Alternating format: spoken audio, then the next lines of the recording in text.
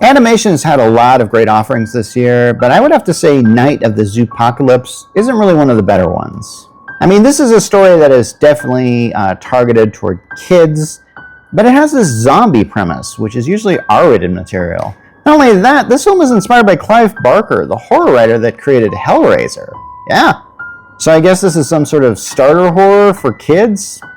Suck it, Goosebumps. Actually, this is kind of this French, Belgian, Canadian film that was ported over the United States. And I saw it on Peacock, and you can see it there too. Usually when it comes to animation that's been ported over from other countries, I usually find that they find celebrities to voice the characters. The only one I really recognized in this one was David Harbour. You know, the guy that played Hellboy once, and he's also in Stranger Things and other things.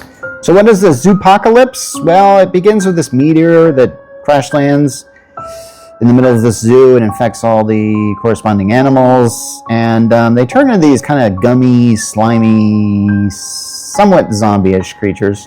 If there's a main character of this film, I'd say it's Gracie, a wolf that has to learn to trust a mountain lion.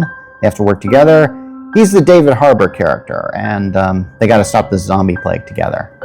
Now, like a lot of animation movies, there's a lot of minor characters, sort of an ensemble cast.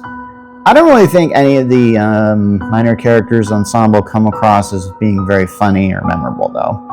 Yeah, and it's the typical theme of they all have to work together in order to achieve a greater good.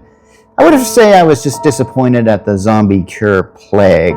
And yeah, I am spoiling it by saying that there is a cure, but this is a kid's movie, so no one really stays dead in this film. I mean, this isn't The Walking Dead, for crying out loud. There was this one scene that made me laugh out loud. It happens when this gorilla zombie kind of literally falls to pieces, because they can do that and not be killed because they're zombies. Anyway, the humor comes when the gorilla zombie is trying to pull itself together and failing, and then the characters are sort of reacting to it by being scared and then just confused and then scared and then confused again, because it just doesn't work out. It's actually really funny. Might be worth watching just for that scene. Now, something tells me this could be one of those films that the younger generation of now watches, loves, and then fondly remembers it through nostalgia glasses, you know, a few decades later. The problem is the time it's going to take for that to happen. I can just see the YouTube vids decades now with titles saying like, remember Night of the Zoopocalypse?